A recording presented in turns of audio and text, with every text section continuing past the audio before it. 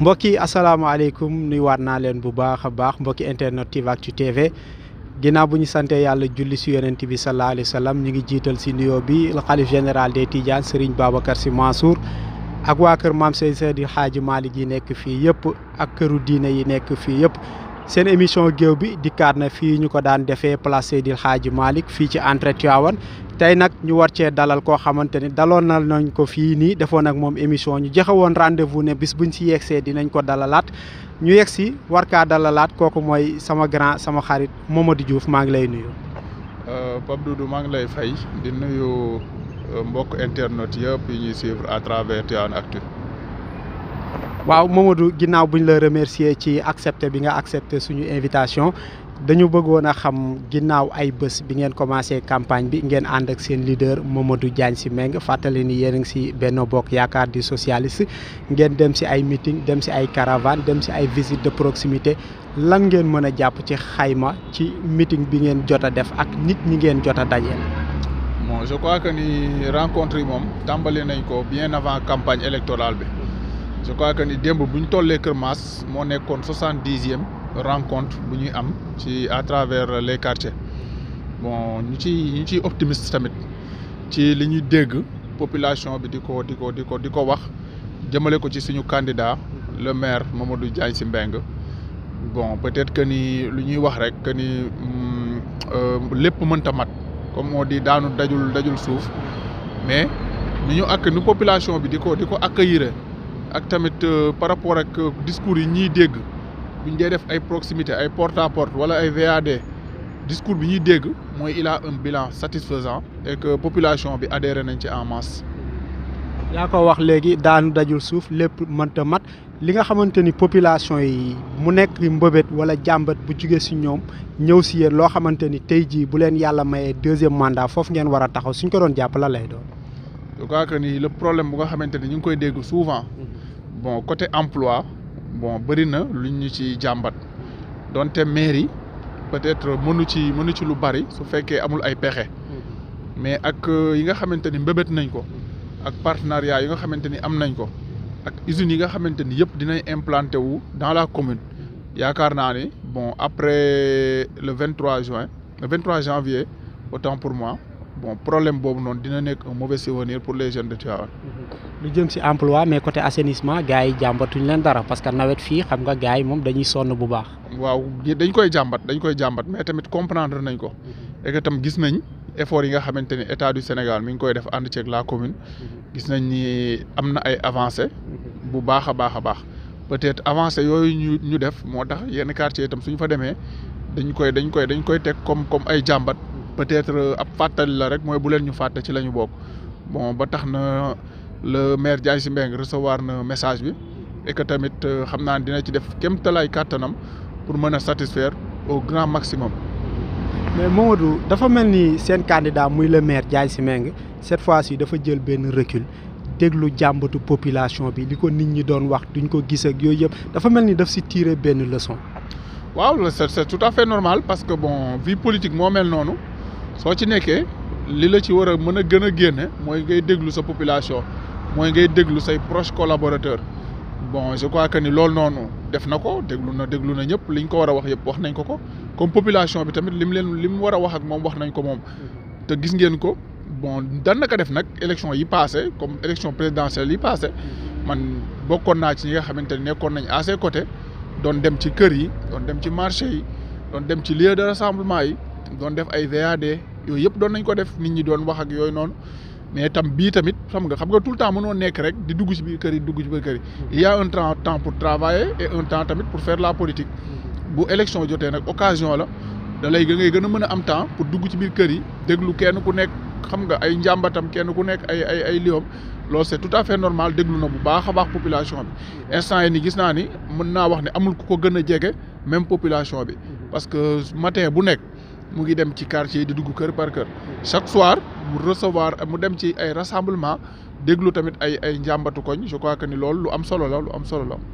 suñu déggee li nga wax ak li ñu jot a gis yëpp actuellement nii d'ici ñuy jëm le 23 mel na ni seen xel dal na vous êtes confiant. waaw on est confiant mais naaguwuñ ci tamit. nga duñu toog rek di wax ne dinañ gagné lépp loo xamante ne nii mën nañ ko def pour am benn pourcentage bu extraordinaire dinañ ko def waaw chaque jour suñu xëyee ba samedi ci guddi dinañ ci nekk waaw bu soobee yàlla lépp loo xamante ni lu ñuy def la pour gën a yokk suñu électorat pour gën a yokk le maximum d'électeurs incha allah dinañ ko def on est confiant mais naaguwuñu. léegi ñu jëm si li nga xamante ni wax nga ko sànq mooy mbirum emploi temps yëpp ñoo ngi dégg monsieur le maire Diagne Sy Mbengue mu koy annoncé dinañ am suñu parc industriel dina am usine de construction yu fii ñëw yoo xamante ni wax na sax ba tudd lu toll si 3000 emplois mais tey li waa Tivaouane yëpp di laaj mooy pourquoi le moment présent bi nga xamante ni ñu ngi jëm ci ay campagne ñuy soog a dégg yu mel noonu. waaw je crois que ni moom gestion des choses bon c'est un processus du da ngay jékki-jékki rek lii mat peut-être que nii matagul mais peut-être am nañu ay avancées ci côté administration bi mooy signé nañu ak yooyu yëpp def nañ ko yaa nag procédure boo xamante ne da nga koy topp peut-être que ni après élection yi gëm na ni peut-être procédure yooyu noonu dina mat moo tax mu koy annoncé mais waxul nii 3000 emplois am na wala usine bi am na affaire yooyu noonu mais annoncé na ko te xam naa ni dina am quoi incha allah. léegi ñu ñëw si parti socialiste ak seen compagnonnage ak ki nga xamante ni mooy le maire Diagne Sy Mbengue est-ce que tey seen biir compagnonnage gis ngeen seen bopp. waaw li ci am solo mooy Tivaouane gis ci boppam moo parce que suñu personnes yi rek amu ci solo mais àndu nawle dafa am solo tamit bon ba tax na je crois que ni soo gisee ñu ni Benno Bokk Yaakaar le candidat Mamadou Sy Mbengue muy def investiture am mu jël liste majoritaire bi jiite ko jël liste proportionnelle bi Mouhamadou Lamine Diouf le secrétaire général du parti socialiste jiite ko mu am responsable parti socialiste yu bari yoo xamante ne tam ñu ngi ci liste bi je crois que ni loolu générosité la loolu tamit bon moom c'est l'esprit Benno juste pour répondre à ta question yaakaar naa ne gis nañ ci parti socialiste gis na ci bu baax boppam mais Tivaouane tamit gis na ci boppam moo ci ëpp solo. yow mi tamit ñuy fàttali ni yow tamit bokk nga ci ndaw parti social yi nga xamante ni investir nañ leen ci benn liste bi mais tey dafa am loo xamante ni tey waa Tivaouane yëpp dañ ko gis le parti socialiste Lamine Diouf ñoom Fatou Sène ñeneen ñi ñëpp ànd ak le maire Diagne Sy Mbengue mais ñu gis ku mel ni Yaya Diallo moom mu dem ànd ak le candidat Abdoulaye Ndiaye Ngalgou loolu indiwul benn malaise ci biir seen biir famille socialiste. non loolu mënut a indi malaise ci biir parti socialiste parce que parti socialiste parti démocratique la. parti bu responsable la aussi parti bu conscient la tamit ci li nga xamante ni moom lay def je crois que indiwu ci malaise mënu ci indi malaise bu tànn jotee les socialistes toog nañ parce que yàgg nañu toog di def lël parce que recevoir nañ candidat yëpp Abdoulaye Ndiaye Ngalgou recevoir nañ ko on a reçu Abdou Ndéné on a reçu Diagne Sy Mbengue ainsi de suite biñ toogee waxtaan ñun ñëpp l'écrasante majorité dafa d'accord ci reconduire le candidat de Benno Bokk Yaakaar muy Mamadou Sy Mbengue bon peut-être Yaya gisewu ko noonu elle a fait son choix bu ñu respecté ko bu baax. mais yàqul dara ci seen ànd bi nga xamante ni moom ngeen doon ànd amul dara lu ci yàq. non yàqu ko parce que li ñu lié moo gën a fort li ñu mën a diviser. Yaya Diallo suñu sœur la suñu camarade de parti la. ku am njëriñ ci parti bi la. te tamit toujours elle est socialiste yàqu ci dara élection locale la mooy bindoo noonu. xam nga bu ñu delloo quelques 3 ou 4 mois en arrière dañu defoon fii nii émission ma laaj la nga ni ma vous êtes candidat à la candidature de votre famille socialiste boobu ñu ngi doon espérer que ni buñ demee ba toll ci Mamadou Diouf dina bokk ci ñi nga xamante ni dañuy dagaan baatu waa Tivaouane pour la mairie entre-temps lan moo changé. bon dara changé wul je crois que j'ai été prudent. parce que tamit bon lu ma waxoon mooy je suis candidat à la candidature du parti socialiste parce que parti socialiste était candidat à la candidature de Benno bon bu ñu toogee waxtaan teg format yëpp je crois que ni officiellement même def nañ beneen sortie boo xamante ni la coordination de Tivaouane moo ko def déclarer la candidature du parti socialiste fësalaat nañ ko déclarer woon nañ candidature au niveau du conseil départemental le parti socialiste départemental mais tamit boo nekkee ci entité ngeen di waxtaan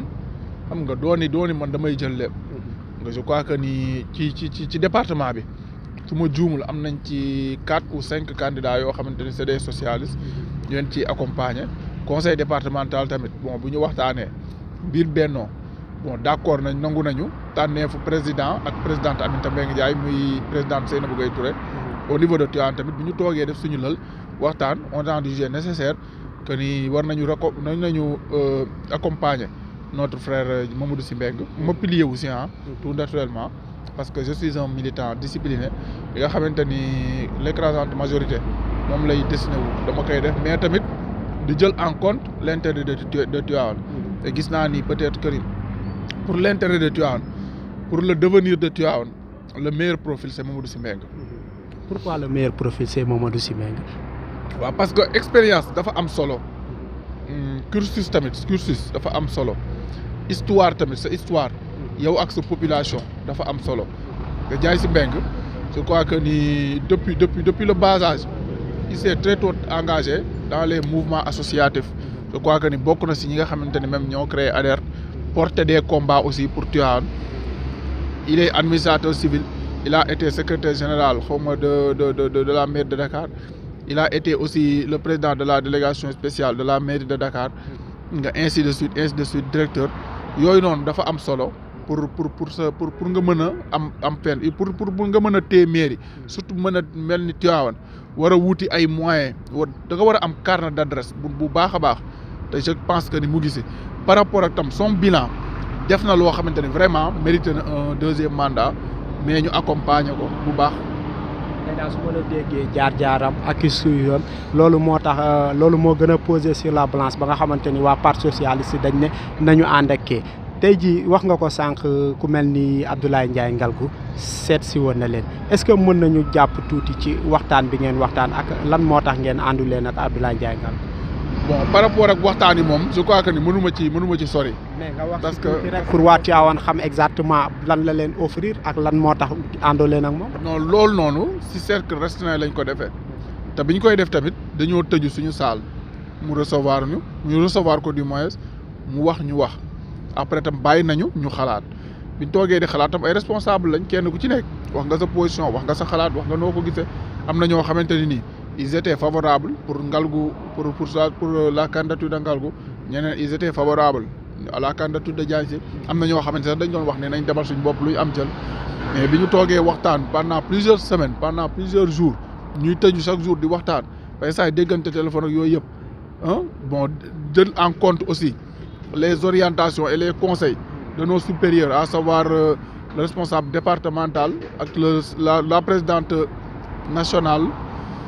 Madame Aminata Mbengue Ndiaye bu ñu tëjoo jël considération tamit des raisons politiques moo tax ñu choisir Diagne Sy Mbengue par rapport ak nag li ñu waxtaan ak affaire nangam yooyu moom vraiment mënuma ci sori quoi. mais benn instant demoon na ba Tivaouane yëpp di wax ni Mamadou Diouf day ànd ak Abdoulaye Ndiaye Ngalgou. waaw c'est normal parce que bon gars yi day am loo xam ne dañ koy jaawale je crois que ni loolu li ko indi mooy benn vidéo boo xamante ni sama frère Matabara.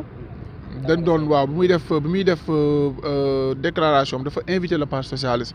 parce que moom ak parti socialiste muy réew mi ak parti socialiste dañoo am relation yu civilisée. 2014 sax may fàttali daf mel ni yéen a àndoon ci local yi fi au niveau de Tivaouane. effectivement 2014 ñoo àndoon PDS ak affaire yooyu noonu vraiment man moom personnellement dama contrôle kii boobu noonu alliance boobu noonu moo tax baatuma woon campagne pour ñoom je crois que ni l'histoire aussi m'a donné raison. bi loolu amee tamit bon ma Tabara invité ñu j'étais parti représenter le parti socialiste ci ndigalu samay kilifa à savoir le responsable départemental Mame Bounama Sall ak le responsable communal Lamine Diouk ñu dem ñu représenter fa maak sama frère Ndiaga Matar bi ñu ko jëlee gis nañ vidéo bi taf les gars on dit que ni Mamadou Diouf day rejoindre Ngalgou nangam on a des rapports civilisés maak Abdoulaye Ndiaye Ngalgou mais bi choix amee bi tànn jotee bon sama candidat c'est Diagne Sy Mbengue merewuma ko ci comme ñeneen ñi rek ni ñu defee seen choix assumé ko. tey dans le Benno dans le fait d'accompagner Mamadou Diagne Sy Mbengue lan moo ci apport parti socialiste tey lan la jàpp ne lan la war a mën a indi teg ko ci table ji ba buñ ne le Benno gagné na au niveau de Tivaouane ñu ne le parti socialiste a joué pleinement son rôle lan lay doon. waaw je crois que ni li koy démarrer rek ni campagne bi. ñi ngi ciy am taxawaay bu am solo ba ñëpp reconnaître ko avant loolu tamit amoon nañ taxawaay bu am solo aux côtés des populations xam nga aux côtés des militants ba tax na ñoom peut-être que ni am nañu xam nañ ni ñun duñu kuy brader nga les intérêts de Tivaouane duñu koo xamante ni nii dañuy négocier pro domo pour nu mu tudd sax pour qui que ce soit wala avec qui que ce soit nga ba tax na ñoom am nañ confiance ci ñun lépp loo xamante ne def nañ ko sama militant yi ma doon interpellé dama leen wax ni man maa nekk ci scène bi quoi man maa xam leen rek laa leen di jaan ngeen am confiance ci man xam ngeen ni du ma négocier pour samay intérêt crypto personnel su fekkoon loolu la peut-être dépassé woon naa fii bu yàgg su ma taxaw intérêt Tivaouane moo ma ñor fu ma taxaw intérêt des populations moo ma ñor fu ma taxaw le bien-être et le mieux-être des populations moo ma ñor képp ku may àndal ci loolu la ñuy ànd dama koy bañ ba damay leen di wax ni moom su ma noppee wax kilifa sama xalaat xamal ni pare naa ci yow li may dégg population yi di ko wax maa ngi doon seen porte parole foofu dinaa ko xeex dinaa ko jëf ba ñu lii ko et je crois que ne équipe municipale bii nga xamante ne day ñëw dinañ ci am taxawaay bu am solo au côté si loolu laa la bëggoon a interpeller sax équipe municipale bii nga xamante ni moo nar a ñëw lu jëm si conseiller yooyu tey Mamadou Diouf en tant que jeune bis bu yàlla defee mu dugg fa ban taxawaay la fa nar a am pour la jeunesse tivaouanoise. je crois que ni mooy taxawaay bi ma mës a am rek moom laay continuer je vais continuer à être aux côtés des jeunes je vais continuer à être aux côtés des populations lépp loo xamante ni nii su ma ko xeexee lépp loo xamante ni su ma ko proposé lépp loo xamante ni su ma ko déggee muy njàmbat ma ñëw xeex ko au conseil municipal wala ma conseiller ko maire mu def ko muy njëriñu askan bi incha allah dinaa ko def mais Mamadou Diouf demu fa pour boppam demu fa aussi pour les intérêts du parti socialiste mais j'y serai pour le bien-être et le mieux-être des populations. mbokk yi ñu leen di fàttali ni yéen a ngi seetaan seen émission géew bi ci Tevactu TV tey nag ñuy war a waxtaanee local war a waxtaanee le camp Benno Bokk Yaakaar wala waxtaanee tamit le parti socialiste au niveau communal tey suñu gan ci loolu lépp moom mooy Mamadou Diouf tey waa Tivaouane est-ce que dégg nga li ñuy wax jëmale ko si yow ñu bëri dañ naan lu tax Mamadou Diouf en tant que jeune du jël ses responsabilités ba fi nga xamante ni ñenn ñi yegg nañ fa au niveau politique moom mu yegg fa. bon peut-être que ni man ak ñooñu dañu bokkul man dama bokk ci parti boo xamante ni parti socialiste la tudd ñaanuma yàlla génn ko te su ma toogee di def sama évaluation may def évaluation damay wax alhamdulilah parce que bon suñu demee ba responsable yi nga xamante ne ci parti bi lañ nekk et à tous les niveaux lépp lu ñuy def dinañ la ci laaj sa xalaat dinañ ci bàyyi xel fii nii Tivaouane jàpp naa ne j'ai des rapports civilisés avec toute la classe politique te lépp loo xamante ne tam maa ngi koy wax ak ñoom dinañ ci bàyyi xel dafa am loo xamante ni moom moo koy def quoi mooy def crédibilité boobu noonu peut-être que ni bon du ma hasardé wu ci yenn affaires yi wala tamit may ñee kenn ci politique jàpp naa ni fu ma toll nii ci politique bi nii step by step laa koy def du ma xaru te tamit du ma yàkkamti sama dara quoi lépp loo xamante ni jot na ci doomu aadama yàlla dina koy def comme nag lépp loo xamante ni nii teg naa ci suma bët gëm ni lii su ma faayitee jot ko pour l'intérêt des populations dinaa ko def mais tamit du ma dem ci ay aventure te tamit du ma nit kuy ridiculiser sama bopp et je crois que ni élection locale yi ni di ñëw wane na ko yaa ngi wax léegi nii jël ses responsables ba àgg fenn for mais wax ma benn jeune boo xamante ni nekk na ci ñaari liste yëpp ci position yi ma nekk je suis le seul jeune boo xamante ni maa ngi ci liste communale maa ngi ci liste départementale et ñaar yëpp ci proportionnel bi laa nekk loolu noonu c'est un message boo xamante ne parti socialiste lancé na ko jeunes yi te tamit loo xamante ne nii c'est un exemple ci sama processus ci sama cursus politique bugguma sax di si wax affaire yooyu noonu parce que bon je suis quelqu'un boo xamante ne vraiment je suis très humble am na yoo xamante ne bugguma ci àgg mais su ma dee natt sama bopp je dis alhamdulilah. mais est-ce que politique ànd naak humilité boobu noonu nga xamante ni moom nga àndal est-ce que du des fois day baax nga am tuuti safara comme ni ko ñeneen ñi di def. waaw xam nga nag am na loo xamante ni ci éducation la Ousmane Tanor Dieng daan nañ ko tooñ di ko wax loolu muy wax ni am nga yaru ak nekk nit wuute na ak yambar lépp loo xamante ni war naa ko faayit lépp loo xam war naa ko wax dama koy def mais ci yar ci dal ci teey du ma saaga pour lii nii pour àgg fenn fi du ma wax tamit loo xamante ni nekkul si man wala ma waxal nit loo xam nekkul ci moom pour gars yi dégg ma lu ma war a wax naa ko wax ci yar naa ko wax ci dal parce que noonu lañ ma yare am na ñoo xam ne suñ ma gisee sax ma yor yenn comportement yi dinañ pare ci man àdduna ak àllaaxira parce que du sama yar nga du sama juddu du sama environnement xaw ma loolu li ma xam rek moom laay def peut-être nag gars yi dañoo jàpp politique comme lu sëñ Mansour Sy Djamil doon wax di wax politique c'est noble mais dañ ko tooke léegi nag ñi ko tooke ñoom ñoo naan boo saagawul doo ci génn boo fëggul table doo ci génn soo bandiwul doo ci génn or c'est pas ça mën nga ko def ci yar ci dal Ousmane Tanor Dieng kenn mosu ko dégg mu wax lu ñaaw kenn mosu ko gis muy def li te pourtant sant yàlla tey jii nii c'est un exemple xam nga cursus bu yéeme la def xam nga ñun nii dañ mooy suñu mentor mooy suñu repère moom la ñuy xool mënuñu def yenn yi sama formation sax mayuma ko waaw su ma melee nenn ñi wala may def yenn yi waa Portugal nañ ma xeeb trop. léegi Mamadou Diouf dañuy ñëw ci li nga xamante ni mooy élection locale yi en tant que tel bu weesoo sa candidat bi nga xamante ni moom nga àndal muy Mamadou Diagne Sy Mbengue tey su ma la doon laaj candidat bu mel ni Abdoulaye Ndiaye Ngalgou jiite coalition ànd defar tey lan nga gis ne moom mooy force am ak lan mooy faiblesse am. bon xam nga nag foofu moom du ma ci mën a sori parce que bon. mais yaa ngi leen di gis de loin li ñuy def ngay évaluer di xool par rapport ak sa camp. maa ngi leen di séen quoi mais je me concentre beaucoup si sama coalition je me concentre beaucoup si sama bennoo ñoom laay xool fan la ñu fort fan la ñu faible xam nga li nga xamante ni manqué na suñu communication suñu démarche ci loolu laay concentré wu wax dëgg yàlla awma sax temps boo xamante ne nii dinaa seetaan am na lu bari loo xamante ni vite fait ci fil bi rek laa koy gis mais du ma lay naturellement man noonu laa mel ci élection quoi su ñëwee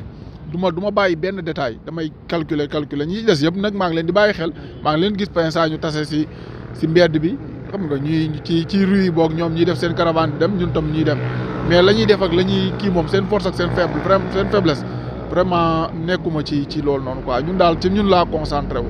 gisoo ni moom mooy la solution gisoo tamit ne au soir du 23 mën na créer surprise générale fii au niveau de Tivaouane. bon mënuma gis ni moom mooy la solution kay mooy ki ma tànn moom moo mën a nekk la solution surprise générale nag gëw ma mu am quoi parce que Tivaouane waay conscient nañ ci Mamadou Sy Mbengue a un bilan conscient nañ ci duñu sàggan ba emploi yooyu yëpp nga xamante ni presque c'est un acquis Mamadou Sy Mbengue tee ko ci loxoom di leen rëcc gis nañ ni tamit Mamadou Sy Mbengue xam nga bon seen doom la approprier nañ ko xam nga soo demee si jotaay yi xam nga gars yi ni ñuy defule woo xam nga gars yi ngay dégg si kii parce que man keroog dama koy wax li nga tax doo ba gis say caravane guddi yi damay def porte à porte amul kër goo xamante ne ni teguma fa sama tànk biir HLM te soo duggee ñoom ils vont te parler de Diagne Sy Mbengue ils vont te parler de toi ils vont te parler des élections locales pour te dire que ni ñoom sax ñooñu gën a nekk au diapason des choses ñoom ñooñu gën a xam lu xew pensa da ngay ñëw di commencer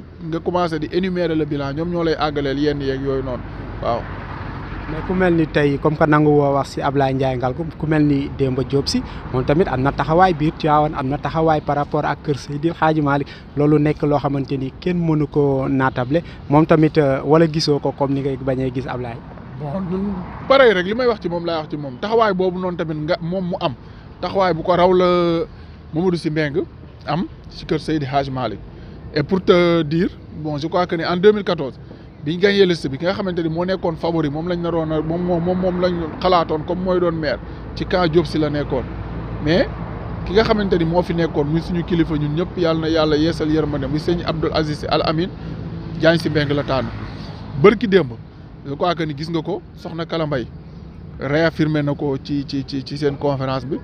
et mieux sëñ Moustapha Sy Al Amine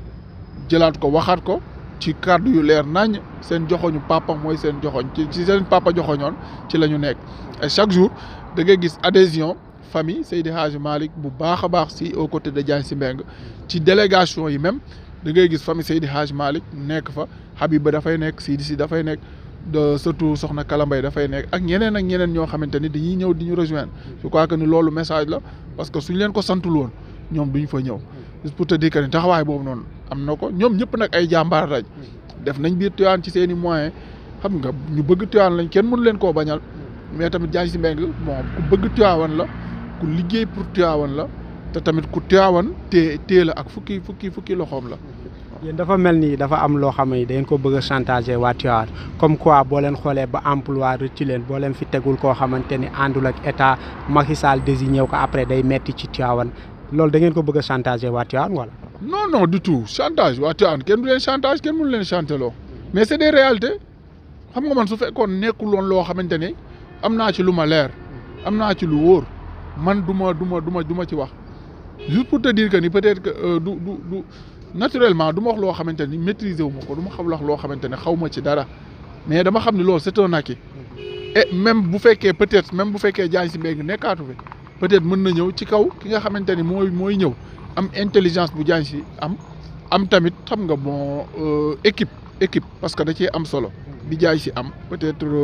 mën na ñëw continuer mais li gën a dal xel mooy ki nga xamante ni moom moo ko commencé maîtriser ko am nopp chef de l'État ñu bàyyi ko mu continuer ses projets. léegi bu weesoo loolu tamit ñu ñëw biir HLM wax ci centre de vote Madiama Diop est-ce que jàpp nga ni sànq yaa ngi koy wax def ngeen ay porte à porte est-ce que jàpp nga ni vous avez suffisamment tâté le terrain à ce que waa HLM ànd ak yéen ku ci mel ni Massamba Diagne ku ci mel ni Sidi Lamine Ndoye ba au soir du 23 ak lu mënti xew école 5 moom di ngeen fa am ndam teg ko ci loxo Diagne Sy. waaw du ma limiter école 5 ci HLM parce que Parba fa la ñuy voté Darou Salaam fa la ñuy voté une partie de Kër Xaali fa lay voté am na si yoo xam sax Kër Diop la ñuy jógee fa la ñuy voté Fass Malick fa la ñuy voté et soo jëlee nga def le tour nga dem Parba ak ku ñu fa am muy Moussa Samb ñoom Ngoos boobu ñoom Massamba Fall liggéey bu am solo bañ fay def nga dem Darou Salaam ñoom Père Modou ñoom Paye Ba Ñaa ñoom Marème Aydara ñoom Maguette Diop liggéey bu solo am solo bañ fay def nga ñëw HLM nga fekk fa ñoom Mamadou Diouf ñoom Sidi Lamine Ndoye ñoom Yafatou Mangassa ñoom Adja Koumba Dem Ndoye ñoom madame Ngane ñoom Adama Diouf Enso liggéey bu solo ba ñu fay def ak tamit nu ñu rapport yi ñu am ak waa koñ bi nga dem Fass Malick fekk fa doyen Xonn Fall liggéey bu am solo ba mu fay def nga dem Kër Xaali Iba Diallo Ndiaye liggéey bu am solo ba mu koy def ànd koog ña fa nekk da ngay am xel mu dal ci dañ incha allah dañuy gagné su fekkoon HLM kese la ma taxawal la fii ni HLM dama fay gagné mais soo jëlee foofu noonu yëpp nga tate ko bu baax a baax xam parce que maa ngi sama énième élection xam bu baax a baax élection maîtriser ko je te dis que au soir du 23 dinañ taxañ école 5 teg ko ci loxo Diagne Sy Mbengue. émission géew bi ba léegi ànd ak Mamadou Diouf bu parti socialiste Mamadou Diouf Benno Bokk Yaakaar Mamadou mu mel ni li ñu desee ci waxtu bëriwul tey en tant que jeune en tant que ndaw su la Diagne Sy doon déglu lu jëm si wàllum ndaw ñi bu weesoo emploi du jeune lan nga koy xelal. bon li ma ko ci xelal dina bari à commencer par être un peu plus présent si jeunes yi peut-être di organiser des rencontres peut-être yoo xamante ni mën nañ doon ay 3 mois ou 6 mois di déglu jeunes yi dina ci am solo bu baax a baax di leen jàppale aussi ci formation ak yeneen dina si baax a baax peut-être que ni loolu moom lu mu ko doon njëkk a wax mooy chaque 6 mois na rencontrer les jeunes quoi tous les jeunes de Tivaouane ñu yokk ko si xam-xam mais aussi ñu wan ko ay pistes yoo xamante ni mën na fa jaar pour gën a jàppale jeunes yi je crois que ni li nga gën a mën a def pour jàppale jeunes yi parce que nit ki itam bala nga koy jàppale foog nga koy déglu bon pensa ñu ne ay financement pour les jeunes nangam nga loolu noonu dina peut-être ñu amoon ci formation yi ba xamante ni suñu bañ di leen former ci quelque chose soog leen financer comme temps yii ne maa ngi ko doon proposer dafa am ay formation yu ñu doon def xaw ma nuñ koy micro jardinage ak yooyu noonu mais lu ma ci doon déplorer mooy ñi ngi koy def ñi ngi def formation en micro jardinage mais soo former nit ki ba pare te financer woo ko mu dem wuti ko amul ko benn njariñ léegi fay nga ay formateur moom def na formation mi ngi continuer di toogaat xam nga bon loolu noonu c'est du gâchis waa que ni yooyu ñëpp lu koy dindi mooy organiser xam nga ay moment d'échange ay moment de rencontre avec sa jeunesse loolu dina am solo loolu moom bu ma dee déglu loolu dina nekk suñu leen dégloo nag bu loolu amee ay travaux yu am solo lay ay xalaat yu am solo dafay génn xalaat yooyu noonu mu jël la mu leen ca war a jàppale dina ko xam fu muy teg tànkam mais aussi li war a doxal dëkk bi dina ko xam mu doxalee ko dëkk bi. su ma la déggee bu baax maanaam genre forum la koy def chaque 6 mois mu invité la jeunesse tivaouanoise ak fu ñu mënti bokk d'accueillir seen i doléances waaye tamit xam ban jàppale la leen war a mën a jàppale loolu nga bëgg a wax. effectivement c'est ça parce que tey jii nii man su ma nekkoon le maire de Tivaouane ñi ngay gis ñu leen di woo ay activistes ñuy def ay contributions critiques yooyu noonu ay contributions laa koy jàppe dañuy wax xalaat mais da ngay gis tout le temps suñu waxee. ci seen biir critique yooyu noonu dañuy def ay suggestions xam nga ku ci mel ni mon ami et frère Zo Mané ku ci mel ni suma tonton Cheikh Gueye Massar et tant d'autres waaw Abdou Sy ñooñu ñëpp di nga leen di gis xam nga ñooñu noonu du ñoo xamante ne da nga leen war a xool comme ay adversaires wala ay ennemis ñoo xamante ni seen i xalaat da nga ko war a jëfandikoo la ñooñu noonu même buñ dee lii te la ñuy bind moom payesaay moom ñu bind lu leen neex dal kërëb nangam waaw nga pour tooñ leen rek payesaay ñu bind lu leen neex dal ba nga xamante ni moom mooy loolu noonu. mais Mamadou dëgguma la mais yow le maire Diagne Sy Mbengue daf la war a déglu est-ce que xam nga ne am na benn conseil municipal bu amoon fii boobu ñoom Mansour Gueye Cheikh Tidiane Gueye du moins ak Mansour Mané ñi ngi fa woon le maire après dina leen woo ñu defal ko benn proposition benn contribution écrite mu jël seen xalaat maire xaw ma nag par la suite am na suivi ou pas. waaw effectivement yooyu am solo la ñooñu xam naa leen xam nga xër ci Tivaouane rek lépp li ñuy def waaw dañoo bëgg Tivaouane te tamit ñoo xamante ni bëgguñu injustice lañ xam nga noonu lañ leen xam nga noonu la ñu juddoo quoi. ku ci mel ni Cheikh Gueye sama tonton la. moom ku ko xam son histoire xam nga xam sa famille xam ses parents yoo xam ne nitu dëgg la mais nit boo xamante ne la bëggul injustice xam nga te tamit ku bëgg ku patriote la bu dëggantaan ñii ci moom Mansour Mané tam à travers ses écrits ses contributions et autres là da ngay xam ni kii ku bëgg dëkk bi la kuy def ndax dëkk bi la xam nga nekkul di régler ñoo xamante ni dañuy régler bokkul ci réglekat yi voilà moo tax ma lay wax ni loolu noonu peut-être lu rafet la woon mais maire matérialiser ko woon peut-être lu am solo lay doon tamit mais mënoon ni peut-être dal nañ la tey rek nga ne après naa leen jël après jëloo leen loolu moo ci dommage quoi. bu weesoo la jeunesse côté santé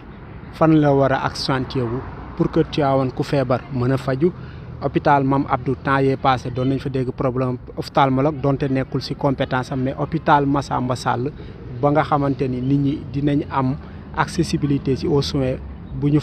feebaree ñu mën a faju fan ngay wax Mamadou Sy Mbengue boo ko doon xelal mu teg ci loxoom côté santé. waaw côté santé moom mën naa wax ne mi def na ci ay jéego yu bare macha allah xam nga bon côté je crois que ni infirmerie de la Xadara bientôt dinañ ko inauguré bërki démb am na infirmerie de la Zawiya boo xamante ni le ministre Diouf Sarr ñëw na même ba inauguré ko pour les talibés. nii nga poste de santé bu nga xamante ni ñu ngi koy case de santé du moins bi nga xam ne ñu ngi koy def Parba commencé nañu travaux yi ak feneen santé boo xamante ni xam nga bu nekk de proximité moom mi ngi ci bu baax a baax yoon boobu vraiment na ko continuer bu mu ko wàcc waaw. ak Kër Baaba tamit seen jàmbat yàgg na xam nga di wax ni dañoo bëggoon ku fa nekk ñu wutal ko logement infirmier moom moo ko àggale nga moo def mooy fay tamit ki nga xamante ni moom moo fa nekk maternité Médine bi aussi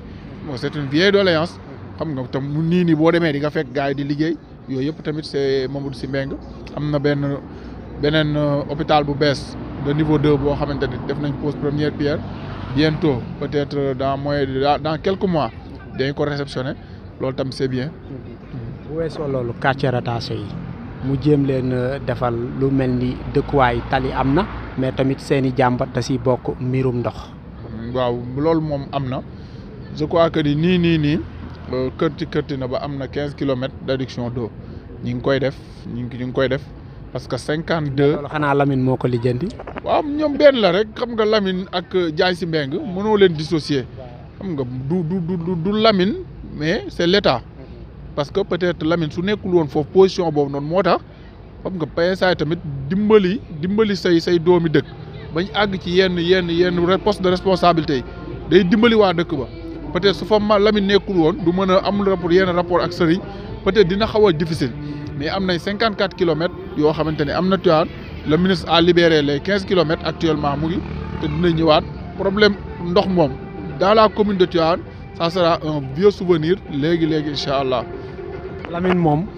dafa yaru de trop macha allah mais man xam naa lu wér ne am na projet yoo xamante ni yu dugg Tivaouane yii moo ko négocier yii moo ko piloté mais tamit day baax yow mi ànd ak moom wala moom comme que moom bëgg ko wax ngeen wax ko waa Tivaouane xam ko Mamadou Diouf. waaw xam nga nag le malheur ñun moom moo ñuy dal loolu daf ñuy dal parce que loolu defuñu ko pour nit ñi xam ko dañ ko def. parce que mais fii Mamadou lu fi nit def da koy naan fàng ci réseaux sociaux yi ñëpp gis ko de xam ni kii moo fi def lii. peut-être ñoom ñoo def noonu sànq maa ngi lay jël en exemple Ousmane Tanor Dieng ba instant yi da nga daan toog moom ay dossiers yoo xamante ni lijjanti na ko ci temps Ablaye Wade même wala ay crise yoo xamante ni kërti na ba mu sedd da nga daan gis ay nit génn di wax da daan reetaan mu ni au Sénégal ceux qui parlent et s'agitent beaucoup ne savent rien de ce qui se passe fekk na moom ci diplomatie am ci yaram ci dalam ci patriotisme jël na bâton de pèlerin ba régler yenn problème yi mais ba mu koy régler tamit régler wu ko pour di wane ni man maa ko régler di bomber le torse ak affaire yooyu noonu yow tu es petit ci yooyu noonu mais ki nga xamante ni da nga koo def nga ko mooy Diagne Sy Mbengue dina xam moom lu ko Lamine liggéeyal lu ko Lamine jariñal ñun ñi nga xamante ni tam ñi ngi à leur côté di nga xam li Lamine def di nga xam lii ni léegi nag bu àggee ci yenn niveau boo xamante ni dañ koo war a wax dinañ ko def dinañ ci communiquer mais duñ ko def ba pare génn naan ñoo ko def déjà donne un exemple chaque année day may waa école 4 ay fourniture xam nga di leen équiper ci ay ordinateur ak yeneen mooy grand action yi ngay def dee ko fësal del woo gars yi nii mun ma noom moo di yow tamit yaa am gën a xam def ma ko pour loolu xam nga fekk fu mu démarré lu tax ma gën ko wax daa am ko tasanteeg man di ma wax gërëmal ma Lamine vraiment tam xarit bi gis nañ ni mu doxaleeg nangam saam ndekete grand bi jënd na ay nag def ay tong-tongam séddale affaire yooyu noonu man yëgu ma xam nga gars yi bu ñu ko dee def dañuy filmer nag yeeg xam nga def nañ nii jox nañ temps de ménage ak yooyu noonu moo waxee mu ni ma defuma ko mu ni ma loolu noonu mooy sama sikk du ma ko def suñ dee dem man ak yow ñooy ànd def li ñuy def affaire yooyu noonu defuñu ko pour di wanewu wala ñoo def lii wala ñoo def lee et loolu c'est pas bien baaxul parce que ñun ñoo engagé wu en politique li nga xamante ni nii mën nañ ko dimbalee suñuy doom suñuy sët wala suñuy jarbaat wala suñuy sœur et frère ñu def ko ba pare di ci wanewu vraiment amul njariñ quoi je trouve ça petit moo tax bon vraiment yooyu moom duñ ci dañu koy nag reprocher lu bëree bëri mais yàlla baax na quoi ñun xam nga defuñu ko pour am ci ay retombées politiques ou quelque chose comme ça dañ koy def parce que nous sommes des natifs de Tivaouane dañ koy def parce que dañ koo war a def. bu weesoo loolu lu jëm si wàllu sport stade bi indi na gazon synthétique yi mais est-ce que gazon synthétique yi dong doy na pour stade Tivaouane wala sport Tivaouane yëpp lu jëm si wàllu infrastructure sportive yi nga xamante ni tey Tivaouane méngoo na ko. waaw doyul te je crois que ni du lool rek du gazon synthétique peut-être ci gazon synthétique bi la ñu